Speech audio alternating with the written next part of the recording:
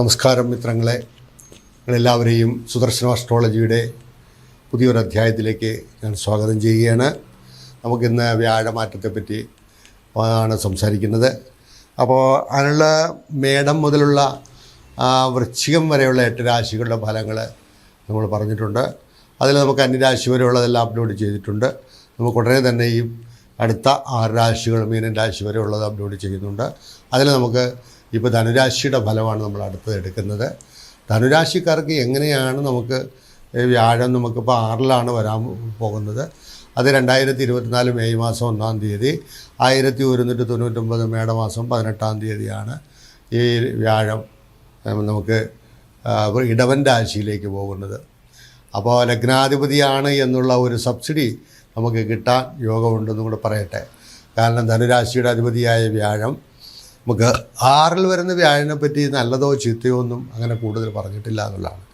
6-ൽ വരുന്ന വ്യാഴം ഒരു മധ്യമാവസ്ഥയിൽ അങ്ങനെ പോകുമെന്നുള്ളതാണ് നമുക്ക്. എന്നിപ്പോൾ ഈ വ്യാഴം നമുക്ക് വേറെ കാര്യത്തിൽ പറയുകയാണെന്നുണ്ടെങ്കിൽ ശത്രു, രോഗം, പിന്നെ കാര്യവിഘ്നങ്ങൾ, അങ്ങനെയുള്ള കാര്യങ്ങളൊന്നും വലുതായിട്ട് വ്യാഴം 6-ൽ വരുമ്പോൾ അത് കുറച്ച് ശമിപ്പിച്ച് നിർന്നു ദോഷം ചെയ്യാതെ കൊണ്ടുപോകുമെന്ന് തന്നെ പറയാം.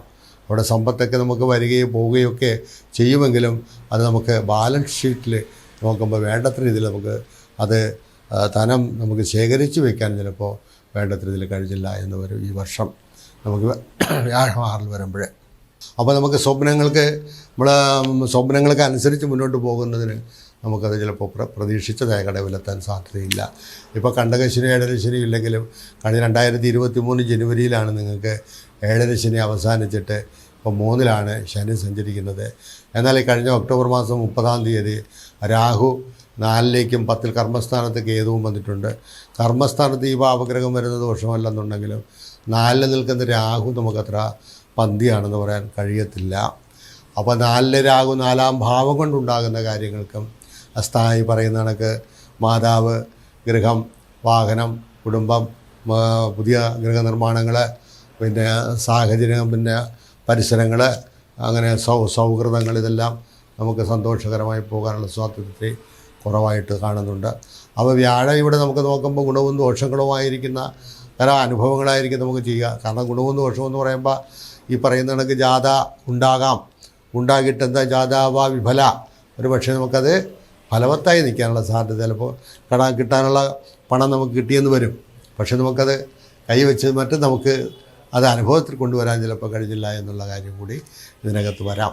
അപ്പോൾ രോഗശാന്തിയൊക്കെ ഉണ്ടാകും. രോഗത്തിൽ എന്തെങ്കിലും അവസ്ഥ ഉണ്ടാകുന്നവർക്ക് രോഗശാന്തി വരേണ്ട സാധ്യതകളൊക്കെ നമുക്ക് കാണുന്നുണ്ട്.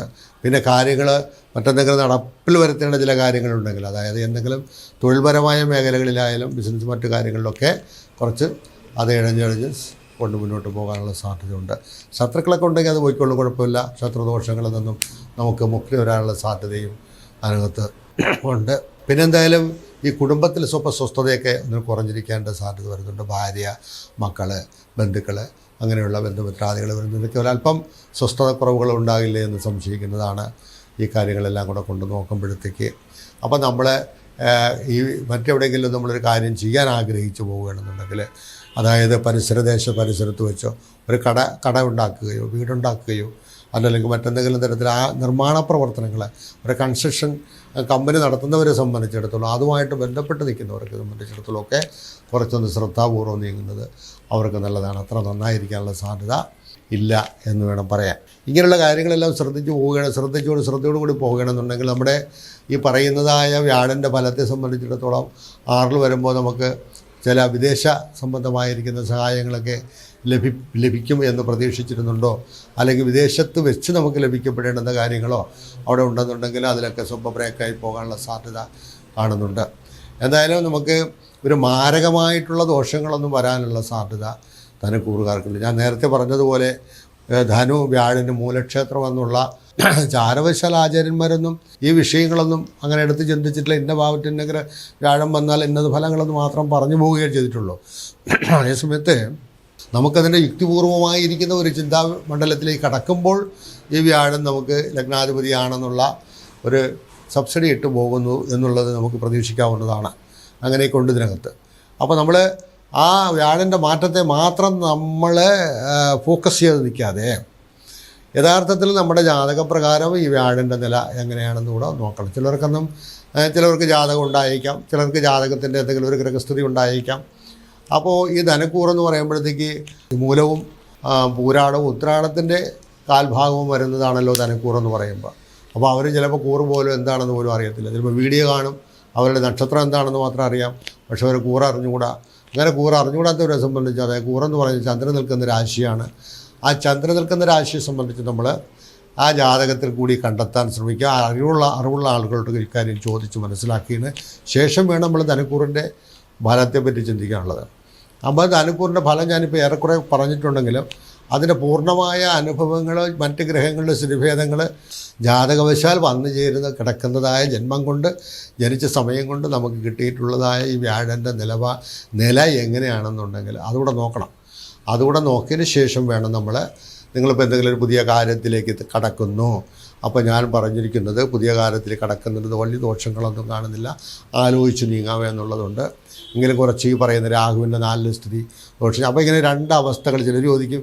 ഇപ്പം നിങ്ങൾ ഈ പറയുന്ന ഫലങ്ങൾ ഒന്നുകിൽ നടക്കും, ഇല്ലെങ്കിൽ നടക്കില്ല എന്ന് പറയുന്നത്. രണ്ടും അല്ലാത്ത അവസ്ഥയിൽ പറഞ്ഞ എന്ത് ചെയ്യും നമ്മൾ എന്ന് ചില കമൻറ്റുകളൊക്കെ വരും. പക്ഷേ ശാസ്ത്രം അനുസരിച്ച് നമ്മൾ ഫലങ്ങൾ പറയുമ്പോൾ ഇത് രണ്ടിനെയും നമുക്ക് പറയേണ്ട സാഹചര്യങ്ങൾ വരും. അപ്പം നിങ്ങളെന്താണ് ഇവിടെ ചെയ്യേണ്ടതെന്ന് വെച്ചാൽ, നമ്മളെ ജാതകത്തിലെ സംബന്ധിച്ചിടത്തോളം നിങ്ങൾക്ക് ജാതകത്തിൽ എങ്ങനെയൊക്കെയാണ് വ്യാഴൻ്റെ നില, നമ്മുടെ ജാതകസ്ഥിതി എന്താണ്, എന്ത് ദശയാണ് നടക്കുന്നത്, ആ ദശാഫലം കൊണ്ടുള്ള അവിടെയാണ് നമ്മൾ ചിന്തിക്കാനുള്ളത്. നമ്മൾ പൊതുവിൽ നമുക്ക് വ്യാഴൻ്റെ മാറ്റം കൊണ്ടൊരു കോമണായ ഫലത്തെ നമ്മൾ സൂചിപ്പിക്കലാണ് ഇവിടെ ചെയ്യുന്നത്. അപ്പോൾ അതിനെ മാത്രം നമ്മൾ ധരിച്ചുകൊണ്ട് എല്ലാം സാധിക്കാമെന്നൊരു ധാരണ വേണ്ട. ഞാനിതിൻ്റെ യാഥാർത്ഥ്യങ്ങൾ മാത്രമാണ് പറയുന്നത്. അതുകൊണ്ട് നിങ്ങളുടെ ജാതകം പരിശോധിച്ച് നിങ്ങൾക്ക് എന്താണ് അനുഭവങ്ങളെന്ന് കൂടി ഇതിനെപ്പറ്റി ചിന്തിച്ചു പോവുക. അതിന് വ്യാഴം ഇപ്പം നമുക്ക് എന്തെങ്കിലും ദോഷാനുഭവങ്ങൾ നിലവിൽ ഇപ്പോൾ 5-ലാണ് വ്യാഴം സഞ്ചരിക്കുന്നത്. ഈ 5-ൽ നിന്ന് വ്യാഴം 6-ലേക്ക് പോകുമ്പോഴത്തേക്ക് നമുക്ക് ഗുണം ചെയ്യുമോ ദോഷം ചെയ്യുമോ പ്രതീക്ഷിച്ചിരിക്കുന്ന ഒരുപാട് പേരുണ്ട്. അവർക്കായിക്കൊണ്ട് ഞാൻ നിങ്ങൾ എൻ്റെ വീഡിയോ കാണുന്നവരെ സംബന്ധിച്ചിടത്തോളം അത് നിങ്ങൾ ഈ പറഞ്ഞതുപോലെ ശ്രദ്ധിച്ച് കേട്ടിട്ട് നിങ്ങൾ ചെയ്യേണ്ടത് നിങ്ങളുടെ ജാതകത്തിലുള്ള വ്യാഴൻ്റെ സ്ഥിതി പരിശോധിക്കുക.